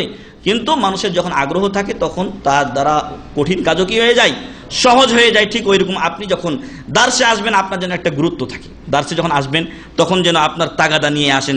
4 নাম্বার হলো যে এলেম অর্জনের জন্য আপনাকে সময় দিতে হবে। এলেম অর্জনের জন্য আপনাকে সময় খালি করে নিতে হবে। আপনি অনেক অনেক অনেক অনেক কাজ করেন না, আপনি যতই কাজ করেন ওই কাজগুলোর চাইতে আপনার উপরে বেশি দরকারি কাজ হলো এলেম অর্জন করা। কারণ এলেম ছাড়া আপনি ওই কাজটা করতে পারবেন না। আপনার যে এলেমটা আছে, এলেম দিয়ে তো কাজ করছেন। একজন ভাই কারেন্টের কাজ করেন, আরেকজন ভাই হয়তো ওই সাব্বাকের কাজ করেন, আরেকজন এটা করেন ওটা করেন। কিসের দ্বারা করেন আপনি? আপনার এলেম আসে বলে আপনি করতে পারেন। একজন ভাই ভিডিও করছেন, এটা তো আরেকজনের জানা নেই, ফলে সে এখানে হাত দিতে আসে না, কিন্তু এক ভাইয়ের কাছে এটা ডাল ভাত, ওনার এই এলেম আছে, ফলে ওই এলেম দিয়ে উনি এই কাজটা করছেন। তাই দ্বীন ইসলাম সম্পর্কে অবশ্যই আপনার এলেম দরকার, দুনিয়ার এলেমের চাইতে বেশি। নতুবা আপনি যদি দুনিয়ার কিছু হারান তাহলে আপনি সর্বোচ্চ মরে যাবেন। সর্বোচ্চ কি হবে? একটা লোক যদি খেতে না পায় তাহলে কি হবে? মরে যাবে। 5 দিন 10 দিন খেতে পেল না, হয়তো মরবে লাস্ট। এটাও আমাদের আকীদা যে আল্লাহ যার হায়াত রেখেছেন ও মরবে না, যতদিন তার হায়াত আছে মরবে না, যতই না খেয়ে থাকুক না কেন। এই জন্য দেখবেন যে মেলা সময় মানুষজন 4-5 দিন 7 দিন খায় নেই, কিন্তু আলহামদুলিল্লাহ বেঁচে আছে, কিন্তু মরে যাওয়ার কথা ছিল। তো যে কথা বলবো, যে মওত না থাকলে মরবে না, আর সর্বোচ্চ যদি মরেও যায় আর ওর তাওহীদ আর ঈমান আমল ঠিক থাকে, এলেম ঠিক থাকে, তাহলে কি হবে? জান্নাতে যাবে ইনশাআল্লাহ।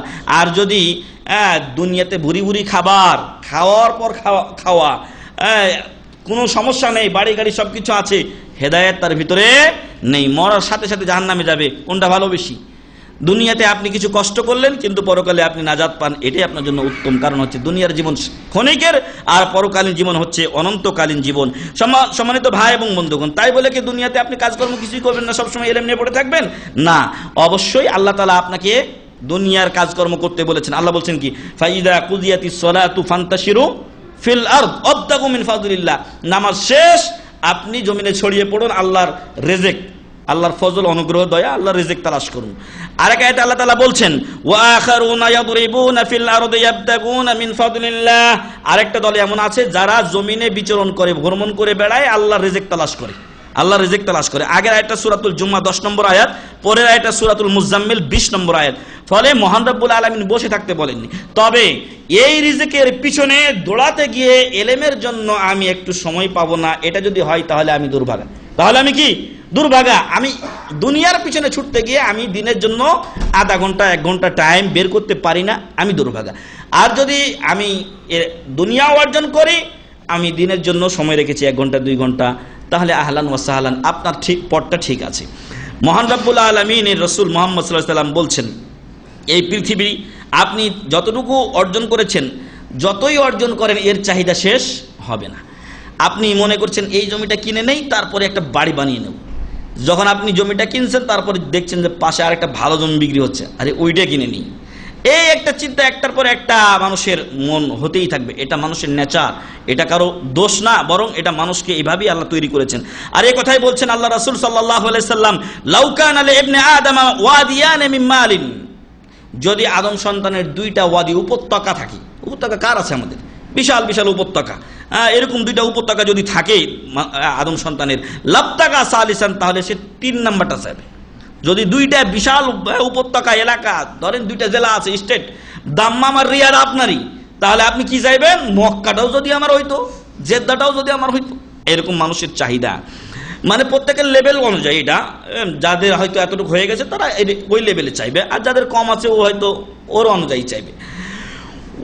ওয়ালা ইয়ামলাউ জাওফু ইবনু আদম ইল্লা তুরাব, আর মাটি ছাড়া আদম সন্তানের পেট কিছুতে ভরতে পারবে না। ওয়া ইয়াতুবুল্লাহু আলা মান তাব, তবে যে আল্লাহর পথে ফিরে আসে আল্লাহ তার তওবা কবুল করে থাকেন। এটা হলো আপনার বুখারী শরীফ 5956 নম্বর হাদিস, মুসলিম শরীফ 1737 নম্বর হাদিস। আরেক হাদিসে রাসূল সাল্লাল্লাহু আলাইহি ওয়াসাল্লাম বলছেন যে, মা মালা আদামিয়ুন ভিয়ান শাররাম মিন বাতনি, আদম সন্তান পেটের চাইতে খারাপ কোনো পাত্র পরিপূর্ণ করে না। আল্লাহু আকবার। পেটটা হলো সবচাইতে খারাপ পাত্র, যেটা আমরা পূরণ করে থাকি প্রত্যেকেই, আমি আপনি সকলেই। হাসবাল আদিমি লুকাইমাতুন ইয়াকুমনা সুলবাহু ফাইন গালাবাতাল আদামিয়া নাফসুহু ফাসুলুসুন লিতাআমিহি ওয়া সুলুসুন লিশারাবিহি ওয়া সুলুসুন লিনাফসিহি। আর মানুষের খাদ্য হিসাবে এতটুকুই যথেষ্ট, যা দিয়ে সে নিজের পিঠটাকে দাঁড় করে রাখতে পারে। আর আগের দিনে মানুষেরা কম খেতেন বলে তাদের অসুখ বিসুখও কম হতো, আর ইবাদত বন্দিগিও করতে বেশি পারতেন। এখন আমরা খাইও বেশি, ফলে ফ্যাটও হয়, কোলেস্ট্রল বলেন, ডায়াবেটিস বলেন, আরও প্রেশার বলেন, সবই আমাদের হয়। আর এগুলো হয় ফলে ওই অসুখ নিয়ে ব্যস্ত থাকি, ইবাদত করবো আর কখন। তো এই জন্য আমাদের এগুলো এড়িয়ে চলাই উচিত, খাবার পরিমাণ মতো খাওয়া উচিত। আর অনেক সময় খাওয়ার উপরে আমরা খাবার খাই, এটাও ঠিক নয়।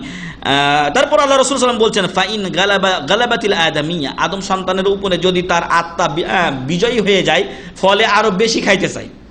আমার উপরে আমার আত্মা কি হয়েছে? বিজয়ী হয়ে গেছে, আমার খায়সাত, আমার যেই চাহিদা সেটাই প্রাধান্য পেয়েছে, আমি আমার চাহিদাকে দমিয়ে রাখতে পারছি না। আর এটা টেস্ট, খাও এটা একটু, এটা টেস্ট, হুজুর এটা একটু চেখে দেখেন, এটা বেশি টেস্ট হয়েছে। এই খাইতে খাইতে লাস্টে দেখা গেল কি, যে আমার পেট ফুটার মতো হয়ে গেছে। এই অবস্থা যদি হয়তো আল্লাহ রাসূল বলছেন যে যদি বেশি চাও, তাহলে 3 ভাগের 1 ভাগ খানা খাবে, 3 ভাগের 1 ভাগ পানি রাখবে, আর 1 ভাগ রাখবে নিঃশ্বাসের জন্য। যাতে শ্বাস প্রশ্বাস নিতে পারো। এখন এমন কি অবস্থা ভাই, আলেম বলেন আর সাধারণ লোক বলেন, খাইতে খাইতে আমাদের এমন অবস্থা, ওই 3 ভাগ নিঃশ্বাসেরটাও খায়া নেই। ফলে সেদিন কাম্বারের মসজিদের ইমাম শেখ ইব্রাহিম জাইয়াদ বলছিলেন যে এমন খাওয়া খাইছি লাস্টে আর ঢেকুর নিতে পারি না, ওরে এই জায়গায় আসতে এমনি লাগতেছে। তারপরে এক করে একটা জাস বলছে, এরা আরবিতে মনে হয় জাস বা এরকম শব্দ বলছে। তো এই ঢেকুরটা আসলো, তারপর ও এইবার আরাম পেয়েছে। এক সময় খাইতে খাইতে এমন এই পর্যায়ে চলে আসে আমাদের। তো আসলে দুনিয়া উপার্জন করতে আল্লাহ নিষেধ করেননি, তবে পরিমাণ মতো এবং দিনকে ভুলে না গিয়ে। 5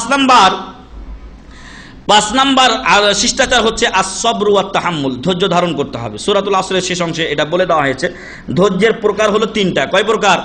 ধৈর্যের প্রকার 3টা। একটা হলো যে আমল করতে গিয়ে ধৈর্য, যে আমলটা করছেন, আপনি রোজা রাখছেন, কষ্ট হচ্ছে, আপনি শীতের দিনে ওযু করে যাচ্ছেন, রোদ্রে আপনি নামাজ পড়তে যাচ্ছেন, কষ্ট হয় না? এটা একটা ধৈর্য। আপনি তো বাসায়ও থেকে যেতে পারতেন, কিন্তু কষ্ট করে যান আপনি, এটা এক প্রকার ধৈর্য। আরেকটা হলো যে মেলা লোক খারাপ কাজ করছে, আপনারও মন চায়, আপনারও একটা চাহিদা আছে, কিন্তু আপনি করেন না, ধৈর্য ধারণ করে থাকেন। কেন? যে আল্লাহ এটাতে শাস্তি দেবেন, পরকালে আমি মেলা জিনিস থেকে বঞ্চিত হয়ে যাব। আর আরেকটা, এটা হলো 2 প্রকার। 3 নাম্বার হচ্ছে জীবনে চলার পথে যে কষ্ট আসে, তকদিরে ভাগ্যের ভালোমন্দে যেই কষ্ট আল্লাহ লিখে দিয়েছেন। হয়তো হঠাৎ করে একদিন আপনার সন্তান চলে গেল দুনিয়া থেকে, হয়তো আপনার বাবা চলে গেল, হয়তো আপনার মা চলে গেল, একদিন আপনার স্ত্রী চলে গেল, একদিন আপনাকে চলে যেতে হবে, আমাকে চলে যেতে হবে। ফলে এই কষ্টগুলো মানুষের যেগুলো আসে, এগুলোতে ধৈর্য ধারণ করা। কয় প্রকার ধৈর্য? 3 প্রকার। একটা হলো ভালো কাজ করতে গিয়ে ধৈর্য, মন্দ কাজ থেকে বিরত থাকলেও হলো ধৈর্য, আর মানুষের জীবন চলার পথে যে কষ্ট আসে সেগুলোতে ধৈর্য ধারণ করা। সব প্রকার ধৈর্য ধারণ করতে হবে, এবং এলেমের ক্ষেত্রে ধৈর্য ধারণ করতে হবে। এলেমের ক্ষেত্রে এলেম অর্জন করতে গেছেন, এক ছাত্র আপনার জন্য একটা হয়তো বাধা তৈরি করে দিয়েছে। আপনার যদি হিম্মত উঁচু হয় তাহলে ওই বাধা আপনার কাছে কিছুই মনে হবে না। আর ওইখানে যদি থেমে যান, খালাস। মেনা লোকের এরকম হয়েছে, ওই আমার সাথে চলাফেরা ভালো করে না, পড়বই না, যা চলে গেল, বাড়ি চলে গিয়ে কি হাল ধরলো, অথবা অন্য কাজ করা শুরু করলো, ফলে লেখাপড়া থেকে বঞ্চিত হবে। কবি বলছেন যে ওয়ান নাফসু কাতিফলে ইন তুহমিলাহু শাব্বা আলা হুব্বির রিদাই ওয়া ইন তুফতিমাহু ইয়ানফাতিম, যে মানুষের নাফসটা হলো বাচ্চার মতো। বাচ্চাকে যদি আপনি দুধ খাইতে দেন, ও কি মায়ের দুধ ছাড়বে সহজে? ও তো কইবে 5 বছর চালিয়ে যায় কি। আর যদি 2 বছরে ছেড়ে দেন বাচ্চাটারে, অভ্যাস যদি করান বাচ্চা দুধ ছাড়াতে, তাহলে 2 বছরেই বাচ্চা দুধ ছেড়ে দেয়।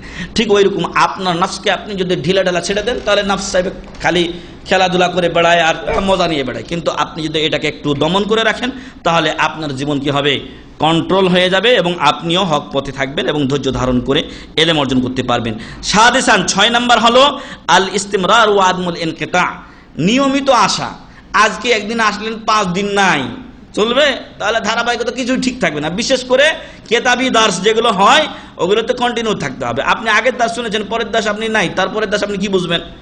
ধারাবাহিকতা রক্ষা নেই, ফলে কন্টিনিউ আপনাকে দার্সগুলো শুনে যেতে হবে। আমার আরো কিছু ছিল, সেগুলো বলা হলো না, আমি সংক্ষেপে হেডলাইনগুলো বলে শেষ করছি। 7 নাম্বার হচ্ছে আত-তাকরার, আপনি যেগুলো পড়েছেন ওগুলোকে রিভাইজ দিতে হবে। আপনি একদিন পড়ে রেখে দিয়েছেন, ওটা ভুলে যাবেন, এটাই স্বাভাবিক। কিন্তু আপনি বারবার যখন এটাকে পড়বেন, শুনবেন, এক বিষয় এক শায়েখের কাছ থেকে শুনেছেন বলে যে আরেক শায়েখের কাছে শুনবেন না, এমনটি যেন না হয়। আমার শায়েখ যেটা বলেছেন, আরেক শায়েখ হয়তো এর চাইতে আরো ভালো বলতে পারেন, অথবা ওনার কাছে 2টা জিনিস পেয়েছিলাম, বাকি 2টা জিনিস ছিল আরেকজনের কাছে আমি পেতে পারি, কারণ আল্লাহ তাআলা সবাইকে সব এলেম দেননি। ফলে বারবার এই এলেমগুলো চর্চা করতে হবে। 7 নাম্বার, আপনি যেগুলো চর্চা করেন, যেগুলো শুনেন, সেগুলোকে লিখতে হবে, যেগুলো পড়েন এগুলো লিখতে হবে। কবি বলছেন যে আল ইলমু সাইদুন ওয়াল কিতাবাতু কাইদুহু, এলেম হলো, আপনি যখন শুনলেন তখন এটা হলো শিকার করা একটা জন্তু। কিন্তু যদি আপনি এটাকে না লিখেন, যদি এলেমটাকে আপনি লিখেন, তাহলে আপনি এলেমটাকে কি করলেন? বন্দি করলেন। আর এটা খুবই কাইয়াদ সুয়ুদাকা বিল হিবালিল ওয়াসিকা, আপনার শিকার করা জন্তুকে আপনি মজবুত রশি দিয়ে বাঁধুন।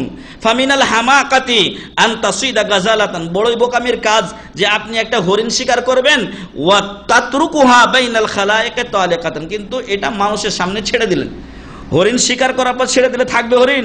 উঠে 1 লাফ দিয়ে পালিয়ে যাবে। ঠিক ওইরকম এলেম অর্জন করার পর যদি না লিখে রাখেন, তাহলে এলেমও পালিয়ে যাবে। 8 নাম্বার গেল। 9 নাম্বারে হচ্ছে আল ওয়াদি, বিনয়ী ও নম্র হতে হবে। শিক্ষার ক্ষেত্রে অহংকার চলবে না, অহংকারীকে আল্লাহ তাআলা এলেম দেন না। ওই একটা শুরুতেই আমি উদাহরণ বলছিলাম যে মুসা আলাইহিস সালাম অহংকারের একটা পর্যায়ে চলে এসেছিল, আমি সবচাইতে বড়। মহান রব্বুল আলামিন বললেন যে না, সফর করো, পাবে, আরো বড় জ্ঞানী পেয়ে যাবে। তো এই জন্য অহংকারী এলেম অর্জন করতে পারে না। তাই আসুন অহংকারকে একেবারে জিরোতে ঠেলে দেয়। এই জন্য যে আমি মানুষ, আমাকে আল্লাহ বলছেন কি ওয়া খুলিকাল ইনসানু দাঈফা, মানুষকে আল্লাহ তাআলা দুর্বল করে সৃষ্টি করেছেন। সেই দুর্বল মানুষের এত হাম্বা কি আছে ভাই? এখনই আপনার আমার জীবনটা যদি চলে যায় তাহলে খালাস, শেষ। বাচ্চা ফাহাদ চলে গেছে, আব্দুল্লাহ চলে গেছে, তাদের আরো নায়েব অনেকে ছিল যাদের তখতে বসা হয়নি, তার আগেই তারা চলে গেছেন। এরকম আজকে সম্ভবত আসর বা জোহরের নামাজের সময় আসির এলাকায় বম্বিং হয়েছে, সেখানে প্রায় 10 জন সেনাবাহিনীর লোক মারা গেছে। আল্লাহ যেন তাদেরকে জান্নাতুল ফেরদাউস নসিব করেন, আল্লাহুম্মা আমিন। আর যারা এই ঘটনা ঘটিয়েছে আল্লাহ যেন তাদেরকে হেদায়েত দান করেন, আল্লাহুম্মা আমিন। তো যে কথা বলছিলাম যে এইভাবে একদিন মানুষের জীবন চলে যাবে, তো মানুষের এত অহংকার করার কি আছে? তাই ইলম শিক্ষার ক্ষেত্রে আপনি নিজেকে বিনয়ী রাখুন। এমন নত নয় যে জি হুজুর গিয়ে আপনি পায়ে সেজদা করবেন বা কিছু না, আপনি নিজেকে বিনয়ী রাখুন, আপনি নিজেকে নিয়ে অহংকার গর্ব করবেন না। 10 নম্বর হচ্ছে এবং শেষ নাম্বার আজকের, সেটা হলো আল জুরআতু ওয়া আদমুল ইস্তিহইয়া। ইলম অর্জনের ক্ষেত্রে আপনাকে সাহসী হতে হবে এবং লজ্জা ত্যাগ করতে হবে। একটা বিষয় আপনার জিজ্ঞাসা করা দরকার, কিন্তু আপনি লজ্জা করে জিজ্ঞাসা করছেন না। হতে পারে যে আপনি এই বিষয়টার কারণে গুনাহগার হয়ে যেতে পারেন। কেন গুনাহগার হতে পারেন? যে মাসলাটা আপনার জানা নাই, ফলে ভুলও আপনি করতে পারেন। সাহাবায়ে কেরাম রাদিয়াল্লাহু আনহুম আজমাইন তারা এক সফরে ছিলেন। এক সাহাবীর মাথা আঘাতপ্রাপ্ত হলেন আর স্বপ্নদোষ তার হলো। তো সাহাবাদেরকে তিনি জিজ্ঞাসা করলেন, ভাই কি করি আমি? তো ওনারা বললেন যে মা নারা ইল্লা আলাইকাল গোসল, গোসল ছাড়া তোমার জন্য আমরা কিছু পাই না। তখন তারা তাদের কথা শুনে ওই সাহাবী কি করলেন? গোসল করলেন। ফামাতা, গোসল করার ফলে ব্যান্ডেজে পানি ঢুকে লোকটা মারা গেলেন। তখন রাসূল সাল্লাল্লাহু আলাইহি ওয়াসাল্লামের কাছে এসে ঘটনা বলা হলে উনি বললেন যে কাতালাহুমুল্লাহ কাতালুহু কাতালাহুমুল্লাহ, তারা ওকে হত্যা করেছে, আল্লাহ ওদেরকে ধ্বংস করুক। এরকম বদদুয়া পর্যন্ত আল্লাহ রাসূল সাল্লাল্লাহু আলাইহি ওয়াসাল্লাম দিয়ে দিলেন। ইন্নামা শিফাউল আইয়া সওয়াল, না জানার ঔষধ হলো জিজ্ঞাসা করা। না জানার ঔষধ কি? জিজ্ঞাসা করা। জিজ্ঞাসা করা উচিত ছিল তাকে এইভাবে, ওই অবস্থায় তার ব্যান্ডেজের উপরে মাসা করে নিলে যথেষ্ট। বাকি অঙ্গ ধুইবে, ওটার উপরে মাসা করে নিলে তার জন্য যথেষ্ট ছিল। কিন্তু এইভাবে একটা মানুষের মৃত্যুর কারণ হয়েছে, অবশ্যই মৃত্যু ছিল এই হালাতে। তো যে কথা আমি বলবো যে কোনো বিষয়ে জিজ্ঞাসা করতে হবে এবং এখানে লজ্জাবোধ করতে, আমি জিজ্ঞাসা কি করি, এই ভাইকে দিয়ে জিজ্ঞাসা করাই, আপনি সরাসরি বলুন আপনার প্রয়োজনীয় মাসলা। এই জন্য অনেক সময় অনেক ভাই ভায়া হয়ে জিজ্ঞাসা করেন, যার ফলে মাসলাও ভিন্ন হয়ে যায়, কারণ ও তার উত্তর দিতে পারে না। যেই প্রশ্নগুলো করার দরকার ও নিজের হয়তো একটা কয়ে দেবো, লাস্টে দেখা যাবো মাসলা ভিন্ন হয়ে গেছে। এই জন্য যখন আপনার প্রশ্ন দরকার আপনি প্রশ্ন করুন, তাতে লজ্জাবোধ করবেন না। হাত্তা একজন মহিলা এসে রাসূল সাল্লাল্লাহু আলাইহি ওয়াসাল্লামকে কি বলছেন? ইন্নাল্লাহা লা ইয়াস্তাহি আনিল হক ফাহাল আলাল মারাতি গোসলুন ইযা হিয়া ইহতালামাত, যে আল্লাহ তাআলা সত্য কথা বলতে লজ্জাবোধ করেন না। মহিলার উপরে কি গোসল ফরজ হবে যদি তার স্বপ্নদোষ হয়? রাসূল সাল্লাল্লাহু আলাইহি ওয়াসাল্লাম বললেন নাম ইযা হিয়া রাআতিল মা, হ্যাঁ, যখন সে পানি দেখতে পাবে, ভিজা দেখতে পাবে, তখন সে গোসল করবে, তার উপরেও গোসল ফরজ। আর ওইদিকে সম্ভবত উম্মে সালামা বা অন্য কোনো উম্মুল মুমিনিন ছিলেন, উনি খালি মুখের মধ্যে হাত দেন আর দাঁতে দাঁত কামড়ান, আরে তুই কি করছিস, কাদ ফাজাহতিন নিসা, রাসূল সাল্লাল্লাহু আলাইহি ওয়াসাল্লামের সামনে এই কথা বলে তুই মহিলাদেরকে লজ্জায় ফেলে দিয়েছিস, মহিলাদের এই গোপন কথা তুই ওখানে বলে দিয়েছিস। কিন্তু যদি এই মাসালা ওই দিন ওই মহিলা পেশ না করতেন আর সকল মা বোনেরা যদি এই মাসলা না জানতেন, ওই অবস্থায় যদি নামাজ পড়ে হবে, হাজার নামাজ পড়লে নামাজ হবে, নামাজ সব বাতিল হয়ে যাবে। এজন্য মেলা মাসালা যেগুলো হয়তো লজ্জাবোধ হয়, তো যে কোনো উপায়ে যখন যেভাবে এটা উপস্থাপন করা যায় সেটা উপস্থাপন করে মাসলা জেনে নিতে হবে। আল্লাহ তাআলা যেন আমাদেরকে এই 10টি শিষ্টাচারের কথা যা আমরা এতক্ষণ ধরে বললাম সেগুলোর উপরে আমল করার তৌফিক দান করেন, আল্লাহুম্মা আমিন। এগুলোকে আল্লাহ তাআলা আমাদেরকে গ্রহণ করার তৌফিক দান করেন, আল্লাহুম্মা আমিন।